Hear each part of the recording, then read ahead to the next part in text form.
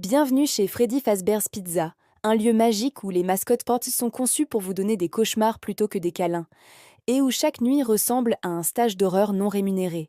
On va suivre l'histoire de Mike, un agent de sécurité qui, poussé par les joies de l'économie moderne, accepte un poste de gardien de nuit. Sa mission, s'il l'accepte, est de surveiller une pizzeria abandonnée, remplie d'animatroniques visiblement allergiques à la rouille et au savon. Mais en réalité, son véritable objectif, c'est de survivre.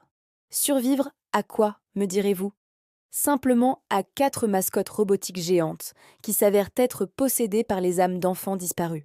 Autant dire que l'ambiance est plus pesante qu'une réunion de famille après une dispute sur l'héritage. Chaque soir, Mike essaie de se convaincre que tout va bien se passer. Un peu comme nous avant un examen pour lequel on n'a pas révisé. Spoiler alerte, ça ne va jamais. Dès que l'horloge sonne minuit, la fête commence. Les animatroniques se mettent à bouger, à grogner et à nous offrir des jumpscares si efficaces qu'ils pourraient de remplacer une séance de cardio. On dirait qu'ils ont tous passé un master en comment traumatiser un adulte en moins de 5 minutes.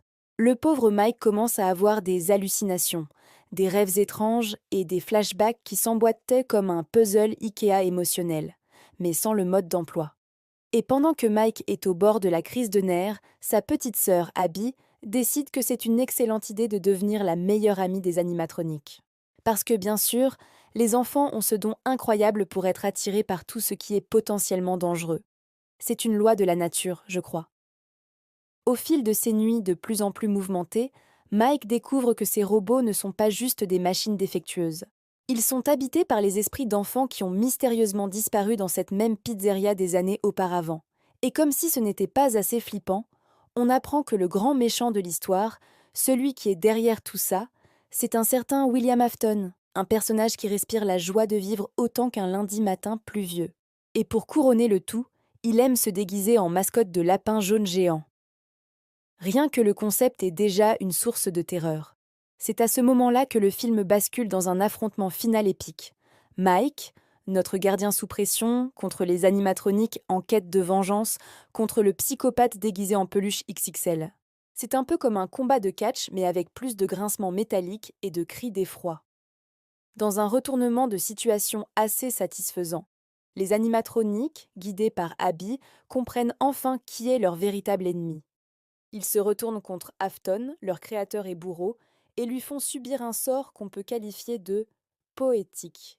À la fin, Mike et sa sœur s'en sortent, mais Freddy Fazbear's Pizza reste ce lieu charmant où vous ne penseriez jamais emmener un enfant pour son anniversaire. À moins de vouloir financer ses futures séances de thérapie. L'histoire se termine, mais elle laisse une petite question en suspens. Oseriez-vous vraiment éteindre les lumières ce soir? Sur ce, n'oubliez pas de liker, de commenter et de vous abonner pour ne rien manquer de nos prochaines analyses. Et surtout, la prochaine fois que vous voyez une mascotte dans un restaurant, gardez vos distances. On ne sait jamais.